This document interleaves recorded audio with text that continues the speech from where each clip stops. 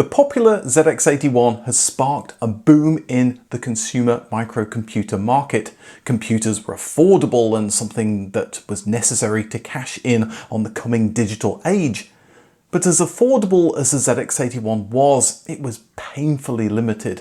1 kilobyte of RAM wasn't practical, and you could say the same about the membrane keyboard. Customers were getting picky, they wanted colour and they wanted sound. So while the ZX81 remained the budget pick, Sinclair could also offer a deluxe model that could still be affordable for many.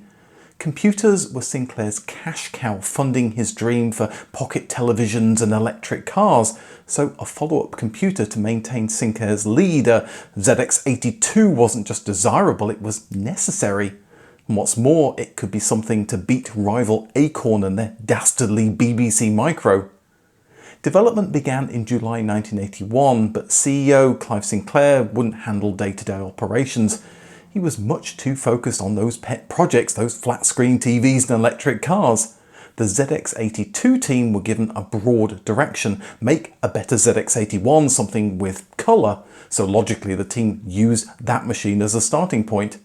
They'd focus on a few main features they thought were critical: colour, high-resolution graphics, sound, a minimum of 16 kilobytes of RAM, and an improved cassette interface. But before all of that, they had to tackle the ZX81's speed, or lack thereof. When displaying text, the CPU could only run code at a quarter of the speed. That was no good for a computer with colour, high-resolution graphics. Companies like Commodore used dedicated video chips, but Sinclair wanted to sell the machine for as little as possible. When they produced the ZX81, a big cost savings was amalgamating many of the ZX80's standard chips into one ULA chip. Why not use a more complex ULA and integrate some of the video circuitry into that? Along with a small bump in the CPU clock rate, speed now seemed to be a solved problem. Now to tackle the next thorny issue, displaying high-resolution colour graphics on a 16 kilobyte computer. This problem had dogged computer makers for a long time. Full colour, high-resolution graphics took up a lot of memory, a lot more than 16 kilobytes. The ZX81 had 32 columns of text and 24 rows. Each character was 8 by 8 pixels, which meant a respectable 256 by 192 bitmap display. But if each of these pixels could display 8 colours, that would require 18 kilobytes, and as you can see, 18 kilobytes is more than the 16 kilobyte RAM budget. This is why computers like the VIC-20 and the Micro B redefined the character set as their solution for high-resolution graphics. But this wasn't true bitmap graphics where lines and circles could be drawn with ease. After a lot of thought, Sinclair's engineers came up with a novel and clever solution inspired by teletext graphics. The whole 256 by 192 screen would be bitmapped in monochrome. This took up 6 kilobytes. Each 8 by 8 character block would then have one of 15 background colours and one of 8 foreground colours. This took another 3/4 of a kilobyte, meaning the whole video memory was 6 3/4 kilobytes, which left just over 9 kilobytes for a program, which was a good amount. If you've ever wondered why Spectrum games screens load in such a strange way, it's because that's how the video memory is organised. The program is writing directly to video memory. The first part is bitmapped black and white graphics, and the second part is the 8 by 8 colour block overlay. This one video mode was seen as a good compromise, but other computers such as the VIC-20 and the BBC Micro offered multiple video modes that gave programmers flexibility to write either an all-text program and use more memory, or use graphics and leave less memory. Now, if you've done your maths, you'll realise the Sinclair could have given both the foreground and background colours 4 bits, meaning each of them could have been 16 colours. Yet the Spectrum only has 8 foreground colours, so what gives? Well, once more, this was an exercise in cost cutting. It was cheaper to produce just 8 colours. This meant the foreground colour used only 3 bits, leaving 5 bits for the background colour. 3 bits of this was given over to the 8 colours, 1 bit was an intensity bit, meaning strictly speaking there were 15 colours, not 16 as the brighter black was still black, and the last bit was to turn flashing on or off. It wasn't quite as colourful as future machines like the Commodore 64, but it was a darn sight better than the ZX81 and other machines of the period. Another big area of improvement was loading from cassette tape. The ZX81 was slow to load programs and the screen was filled with a storm of black and white thunder. The Spectrum's new ROM code made loading from cassette dramatically quicker, 1500 baud, which was faster than most competitors. With large 16 kilobyte programs, this was important. There would be a program header to help the tape gain settle down to improve loading reliability. The colourful loading bars were constrained to the border, allowing the screen to show the program that had been found, plus a loading message or an image. For a product aimed at consumers, it was a lot more user-friendly.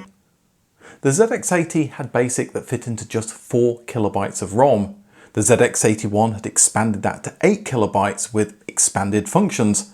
With chip prices falling and Sinclair wanting to add colour, sound and high-resolution graphics, this got doubled to a 16 kilobyte ROM.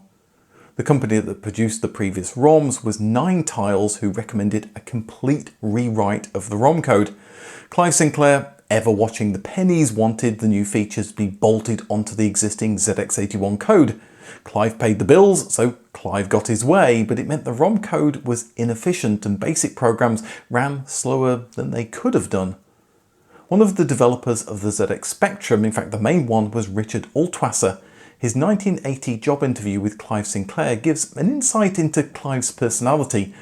Richard said, "He invited me into his room where he had a ZX80 and sort of ushered me to sit down. After sitting in silence for a few moments, I thought I'd better do something, so I started writing a little program on the ZX80, which sparked off a bit of a conversation. After a few minutes, he offered me a job and I accepted it." By 1981, Richard was put in charge of Spectrum hardware development, and fortunately, he had a good relationship with the person at 9 Tiles who was working on the ROM code, Stephen Vickers. Problems were quickly found and fixed, and group decisions meant for a product that was produced faster and would cost less. Sinclair were very proud of their keyword entry system. Instead of typing print for print, just type P. On the ZX80 it made program entry faster, especially with the membrane keyboard that made typing so slow, and those keyword tokens only took up a byte of memory, helpful with a machine that had just 1 kilobyte. The ZX81 had added more commands, which made the system harder to use. It required a function mode to access extended characters. The ZX80 had 26 commands, 1 for each key. The Spectrum's larger ROM required 192 commands that was still needed to fit on those 40 keys. Rather than making typing simpler, this just made it harder with extended modes that needed several key presses to get the required function. For example, the backslash required pressing 4 keys. It was possible to use a special color character from the keyboard to add color straight into the print command, but it would insert invisible characters, which were a bit of a devil to deal with debugging, at least in my experience. Then there was the problem of remembering where each function was. Moving from the ZX81 didn't help much as the symbols had moved around. Finding a command became a game of hunt the symbol. It got easier as you use the Spectrum a lot, but it was a big hurdle for new users. The keyword system would be unsustainable for future machines that would inevitably have more features. The company then turned to how the machine would look. The ZX81 was functional, but not exactly a design classic. Sinclair themselves had moved on from selling mail order to hobbyists. Their computers were now being sold on the high street to computer newbies, and the Spectrum needed to stand out against the VIC-20s of this world. A little extra money spent on design would be repaid handsomely, and thanks to the ZX81, Sinclair now had that extra money to devote to aesthetics. Rick Dickinson had designed the ZX81 and was tasked with styling its successor. Early designs were an evolution of the ZX81's angular wedge shape. This work went beyond sketches to practical models that could be handled to see how they would work in practice. But at some point this was abandoned for a shape with rounded edges, and like the ZX81, it would be black. What should this computer be called? It wasn't going to replace the ZX81, it was going to be a deluxe model, so the team thought about calling it the ZX81 Color. A mock-up was given the ZX82 logo with a rainbow on the case to show it supported color graphics. But 82 dates the computer. Would it look old in 1983? Given the big new feature, colour, it was decided to call it the ZX Spectrum and break away from the year naming conventions. The new ZX Spectrum was a 16 kilobyte machine, but the BBC Micro had double the memory, and it soon became clear customers preferred more memory. The BBC Model B was the most popular model. Despite the Spectrum's low price, could Sinclair offer a higher spec model for just a little bit more? The Z80 chip could only address 64 kilobytes of memory, and Sinclair had already mapped the 16 kilobyte ROM to the lower 16 kilobytes. That left a maximum of 48 kilobytes of RAM that could be addressed.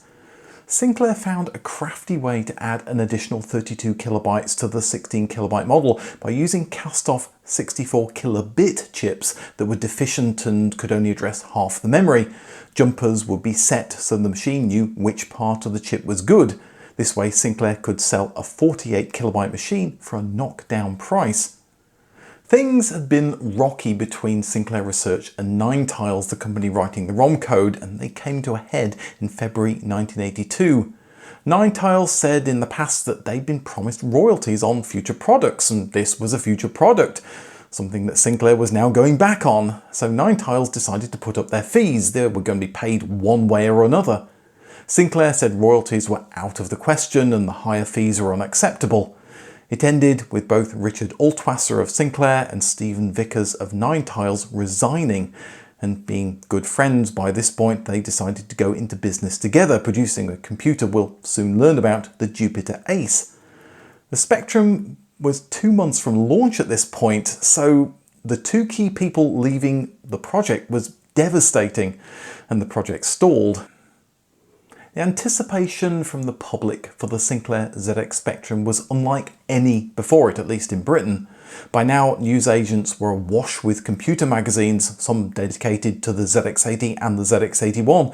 Each fed off every scrap of news about this new ZX82. It would have colour, it would have sound, it would have a full-size keyboard, it wouldn't just have 16 kilobytes of RAM, but it would have 32 kilobytes of RAM. There would be an optional ZX Micro floppy, and it would be compatible with the existing ZX printer. And the public didn't have to wait long to see this new product. The ZX Spectrum launched in April 1982 at the Earls Court Computer Fair. Two versions were announced, the 16 kilobyte model for £125 and a 48 kilobyte model for £175. Yes, it had colour, and yes, it had sound.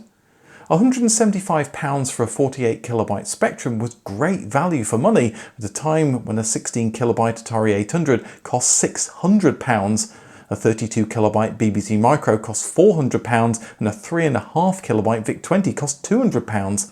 For what you got, the Spectrum was excellent value for money. Sinclair were very proud of their fully usable keyboard, as they put it, a step up from the ZX81's membrane keyboard. The rubber keyboard was a cost-effective, elegant solution, but it wasn't a patch on keyboards on other home computers. It was more like a scaled-up pocket calculator or a TV remote keypad, and if you tried to type your username and password to log in using one of those things, you know it's not a pleasant experience. Sinclair should have known better. The TI-99/4 had launched 3 years earlier. It used a similar keyboard, and the public had quickly made it clear that they didn't like it. Texas Instruments upgraded to a full travel keyboard with a big splash of publicity at precisely the same time that Sinclair was designing their new Spectrum. But Clive Sinclair was laser focused on cost to the point of distraction, and he was sure that customers would embrace his cut price keyboard. But it wasn't suited for business or long coding sessions. Some felt it had the feel of dead flesh. Just like the ZX81, replacement keyboards became a popular upgrade. Sinclair Research had a flair for advertising, and the ZX81 was in the public eye, being sold in WH Smiths. The ZX Spectrum therefore got a lot of media coverage, and this further stoked demand. What the public didn't know, though, was that the ROM code wasn't finished, and there was no clear date when it would be finished. Sinclair made the decision to sell the first batch with a pre-production ROM, then offered to upgrade it when the final code was ready. But ZX Spectrum fever had gripped the nation, and by June there were 75,000 orders. Updating all of those machines was impractical. The team needed another plan. The missing code was for future peripherals, so the decision was taken to ship without this code and use a shadow ROM to patch those features. It was ugly and it made peripherals more expensive, maybe more than it would have cost to pay nicely with 9tiles and actually give them some royalties. And funnily enough, 9tiles would have the last laugh. In 1984, Sinclair Research was battling Spectrum clones, and during the process of suing offending companies, they came to realize that despite every Spectrum saying copyright 1982 Sinclair Research, in their rush to get the ROM code over the line, no one at Sinclair had ever got 9tiles to sign a document saying Sinclair Research owned the code's copyright. This meant the ROM copyright of a machine that by this point had sold 2.5 million units was held by a company Sinclair had acrimoniously severed ties with. Sinclair had to go back cap in hand and ask 9tiles to sign over the copyright, and 9tiles of course demanded a nice fat fee. Initially, WH Smiths were cool about stocking the Spectrum. The ZX81 had sold well, really well in fact, but it had a high return rate. They'd also been burnt on software sales, with many customers returning them. It could have been because the ZX81's tape loading system was unreliable, which it was, or it might have been because customers were pirating programs and saying that they didn't work. All this changed when the Spectrum's early sales were published though. It was a major hit and WH Smiths were suddenly keen to stock it. But in Sinclair tradition, they were again beset by production problems. The Spectrum had been announced too early and Sinclair just hadn't ramped up supply. They were forced to restrict sales to just mail order with a limited amount of print ads. The first machines shipped in June, but the backlog grew and grew. Frustrated customers complained to the Advertising Standards Authority because of Sinclair's 28 days for delivery claim. It all got very messy. But having too many sales is better than the alternative, and by the end of 1982, waiting lists had started to fall. And maybe a surprise to Sinclair, many of those sales were for the more expensive 48 kilobyte version. Some early games targeted the smaller 16 kilobyte model, but games quickly used all 48 kilobytes without fear that they'd lose customers. Despite the low price, the Spectrum's feature set allowed developers to create some good games. Exact clones of arcade games were hard, but it opened the doors for highly inventive new games that were no less addictive. The year the Spectrum launched, Quicksilver released Timegate, and there was a classic football strategy game, Football Manager. The following year, several classic games launched like Attic Attack, Jetpack and Manic Miner. The makers of Attic Attack made several other classic Spectrum games like Sabre Wolf and Underworld. After the Spectrum, they renamed the company Rare and developed Donkey Kong Country and GoldenEye 007 for Nintendo consoles, and my personal favourite, Grab by the Ghoulies for the Xbox, that included several references to the early Spectrum games. Part of the problem for producing good arcade conversions was the Spectrum's underwhelming monophonic sound, certainly when compared to the Atari 400-800 or the BBC Micro. But the main challenge was how it did colour. Only allowing 2 colours and an 8x8 character block was great to minimise memory use, but it made it harder for multicoloured Galaxians to sweep down the screen.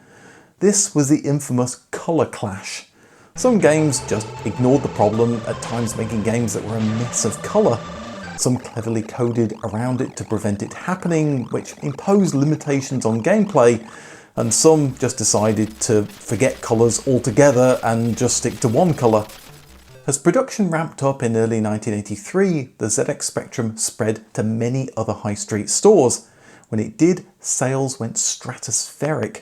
Soon it seemed the Spectrum was on sale everywhere, and kids like me were typing in 10 print Dixon's crap 20 go to 10.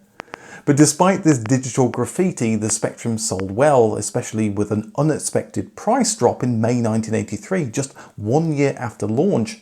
The 16 kilobyte model was now under £100, the price of ZX80 had been 3 years earlier, and the 48 kilobyte model was a steal at £130. This was all part of Sinclair's price shock tactics to stop competitors getting a look in. 2 official peripherals appeared, the Interface 1 and the Interface 2.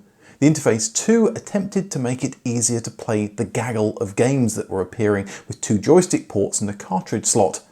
Cartridges have proven to be very popular on machines like the VIC-20 and of course game consoles like the Atari VCS. But ZX Spectrum cartridges were a flop. They were very useful for the VIC-20 because it only came with 3.5 kilobytes of memory. Cartridge games could be up to 32 kilobytes, and so it could make a stock machine look very good. But many people were buying the 48 kilobyte Spectrum, so they already had enough memory to load great games. Cartridge memory was expensive. All the 10 initial cartridges only held 16 kilobyte games. This, combined with the ZX Spectrum's relatively fast cassette loading times, meant cartridges never took off. Many games used keys 5, 6, 7 and 8 for left, down, up and right, as these were the cursor keys when you were programming in BASIC, and even though they felt a little unnatural, users quickly got used to using them. 0 was commonly used for fire as it fell naturally to hand. So it was a little odd that the Interface 2's joystick 1 mapped to 6, 7, 8, 9 and 0. This was done to allow joystick 2 to map to 1, 2, 3, 4 and 5. The Interface 2 came out in early 1983, but the joystick standard was beaten to the punch by the Kempston joystick interface that was released at the start of 1983 using its own standard. Being simple to implement, it was included on many early games and quickly caught on, which sold more Kempston joystick interfaces, and it became the de facto joystick standard for the Spectrum. Yes, Sinclair sold games mail order alongside their computers, but the Interface 2 shows that they didn't have their finger on the pulse of the games market, especially when you see the janky joysticks that they attempted to sell alongside them. By the time the Interface 2 released, more competent joysticks were already available. The Interface 1 that launched at the end of 1983 had more utility. It offered an RS-232 serial interface and ZX-Net networking for small local networks found in schools. Clive Sinclair was still gunning for the BBC Micro and the firm grip it had on the British education market. Both of these features would get very little use though. What most people bought the Interface 1 for was to connect a micro drive. This was Sinclair's answer to the floppy disk drive, but in Sinclair tradition it was boiled down to its barest of bare bones. It resembled a tiny 8-track cartridge with a small infinite loop of 2mm magnetic tape. This allowed it to store around 80 to 90 kilobytes of programs or data much faster than cassette tape, and a full 48 kilobyte program could load in ideal conditions from spin-up in as little as 6 seconds. This was at a time when the Commodore 64 disk drive could take 15 minutes to load a game. You could quickly load a word processor from one microdrive cartridge, then swap it in for another microdrive cartridge to load and save documents, or you could run the word processor from one microdrive and add a second microdrive for loading and saving data, because 8 could be added in total. It was a great deal as well, where traditional disk drives could cost you over £250, the Interface 1 and microdrive combo could be had for less than £100. The downside was the cost of the media. 5¼ diskettes around this time were £2 each if you bought a pack of 10, but a single microdrive cartridge cost £5, although that price would eventually fall. The cost of the media wasn't the main problem though. This was a Sinclair product, and so the microdrives proved to be unreliable, with tapes stretching as they were used. If a storage medium is unreliable, it's next to useless, and in the early days it left the ZX Spectrum without an effective way of loading and saving programs and data quickly and easily. The BBC Micro was cleaning up in the British education market, and Clive Sinclair was incensed that the British government had picked the BBC over his beloved ZX81. In 1982, the government relented and allowed school discounts for both the Spectrum and the BBC Micro. However, schools found the Spectrum much too flimsy for the rough and tumble of the classroom. In any case, it was so small it could be easily slipped into a bag by a light-fingered student. Despite Clive gleefully saying schools would buy his machine by the bucket load as it was the cheapest, it only secured 2% of the education market. No, it was the home market where the Spectrum blossomed. Punters saw a good deal when they saw one, and the software industry was only too happy to supply peripherals and software. Kids who told their parents that they needed a computer to learn to program were happily swapping games in the classroom, filling up C90s with illegally copied programs. Software companies tried to counteract this with copying prevention methods like coloured charts that were hard to photocopy or the infamous lens lock. But copying continued, and inventive kids who had loads of time on their hands found inventive ways of counteracting them. Sinclair had done a deal with American watchmaker Timex to manufacture the ZX81 in their Dundee factory.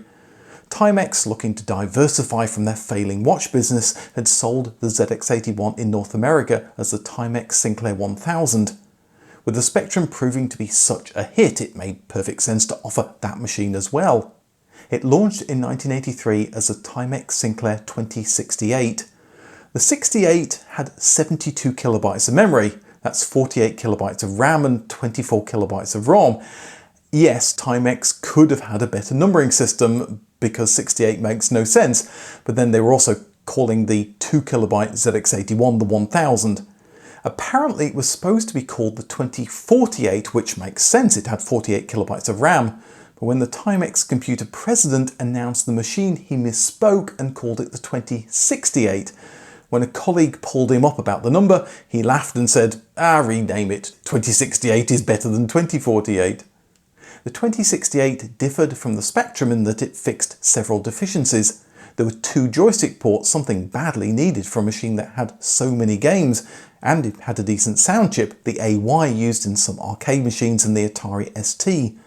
There was a cartridge slot, a must-have item for any American home computer, and better color graphics modes, plus a 512 by 192 monochrome mode. Those extra features needed a larger 24 kilobyte ROM, but it meant the computer needed bank switch memory, which made the 2068 incompatible with a lot of Spectrum hardware and software, and this limited its appeal. But the main problem for the 2068 was the 1983 computer market chaos. A price war had broken out between Commodore and Texas Instruments, and that had removed the TI-99 and left the VIC-20 at a price half that of the Timex Sinclair 2068. The much more capable Commodore 64 had now come along with a larger selection of software that could be had for at least $10 less. It was no contest.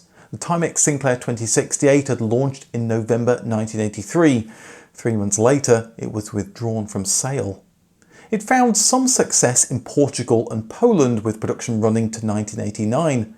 These machines were altered to improve ZX Spectrum compatibility.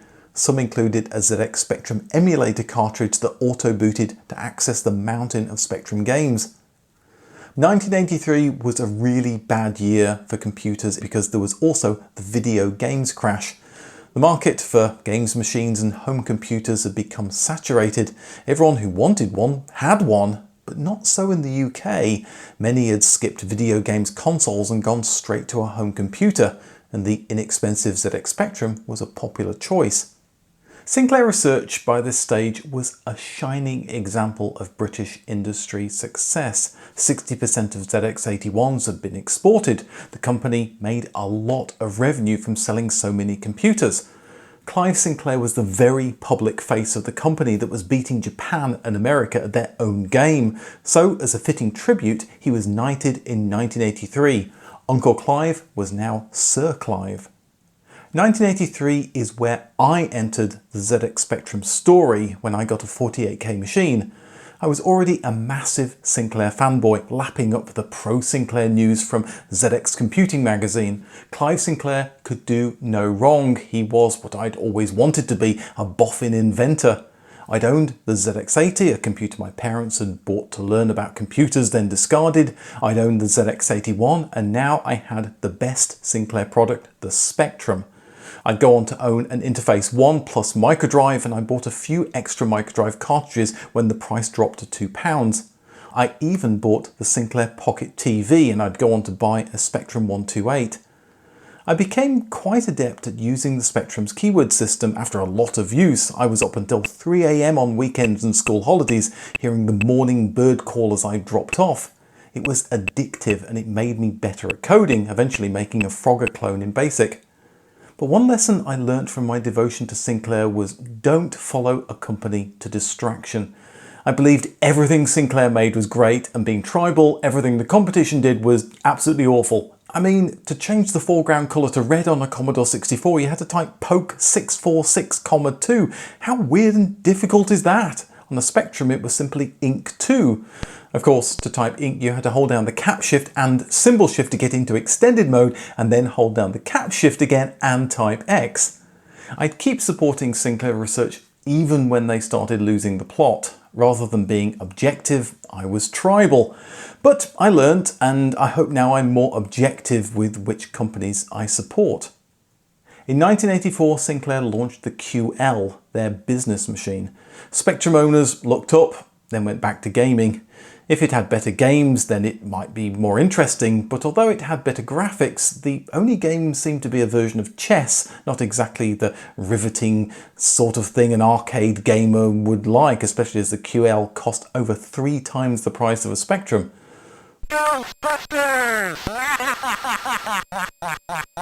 What had caught their eye was the Commodore 64, a computer with vastly better sound, graphics and games. But it was more expensive, more than double the price of the Spectrum. So, being half the price, the Speccy with its extensive games library meant it still hit the sweet spot for many people. In fact, the third-party market was growing, as could be seen from the double-page spreads for the latest software and expansion peripherals. Games like Night Lord did 3D graphics, admittedly with a low frame rate, but were astounding in the day. Classics like Jet Set Willy and Match Day kept gamers coming back for more and avidly reading games magazines like Crash to find a crash smash worthy of their pocket money. The Spectrum found an unlikely fan base, the Soviet Union. Who knew Soviet citizens also wanted to play games and learn to code?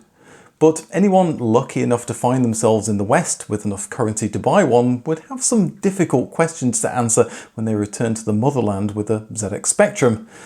It had the advantage, though, of being very small, so easier to smuggle. Maybe that was why so many started showing up on the other side of the Iron Curtain. There was more demand than smuggling could satisfy, so a whole industry grew out of producing unlicensed clones.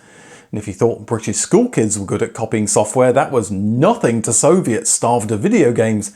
Clever hardware engineers managed to make the humble Specky do things never dreamt of by its creators. Double speed 7 MHz CPUs, 640 by 200 graphics with no color clash and massive amounts of memory. The Soviet Spectrum became a thing of wonder. The rubber-keyed ZX Spectrum had sold well. It would eventually top 3.5 million machines sold in many parts of the world, but with prices of competing machines dropping, it was looking dated. Sinclair had been working on a Super Spectrum, but development faltered as the company focused on the QL, pocket televisions and electric cars, products that were surely going to take the company to the next level. The Spectrum was neglected, but it needed an update. The hastily cobbled together answer was to give it a new QL-styled keyboard and case. Having the cursor keys and some extended mode keys broken out was also a welcome change. The new computer didn't so much launch as get released as a ZX Spectrum Plus in October 1984 for £180. The fact development had only begun 4 months earlier showed just how much of an afterthought and a rush job this was. The new model infuriated retailers who'd just put in their ZX Spectrum orders for the Christmas season. That is, all except WH Smith's, who learnt of the Spectrum Plus early and so was the only retailer to have it for Christmas. That made the other retailers even madder. But WH Smith's didn't have it easy. Like many Sinclair products, early models were hit with awful quality. Clive Sinclair said the Plus was aimed squarely at the C64 with its better keyboard. But his keyboard didn't have the responsiveness of Commodore's, or indeed of its new competitor Amstrad with their CPC 464. Sinclair's marketing with classic bravado called it a professional keyboard, but it wasn't. Not that that should come as much of a surprise, it hadn't been a hit on the QL. The Spectrum Plus had been denounced by some, and analysts feared the computer market had peaked. But sales of home computers in the UK was higher in 1984 than it had been in 1983. So which home micros won the Christmas sales battle? Our figures all agree that the Sinclair Spectrum came out ahead, increasing its share of the market of computers below £1,000 to about 36%. The Sinclair ZX Spectrum remained on top, for now. And in the future, I'll cover the next chapter in the Spectrum's history, along with some of the machines you see behind me. The Spectrum is an example of British computing triumphing over foreign competition. If you saw my VIC-20 video, you'll know that Commodore's boss Jack Tremay was worried that the Japanese would come and take the entire computer market, like they had with cars, hi-fis, calculators, and almost everything it seemed. But why did they fail so badly in the 1980s computer market? Well, that will be the subject of the next video. There's a link to the ZX81 video on the right and a link to the Japanese micro video when that's ready. Thanks for watching to the end, and I'll see you in the next video.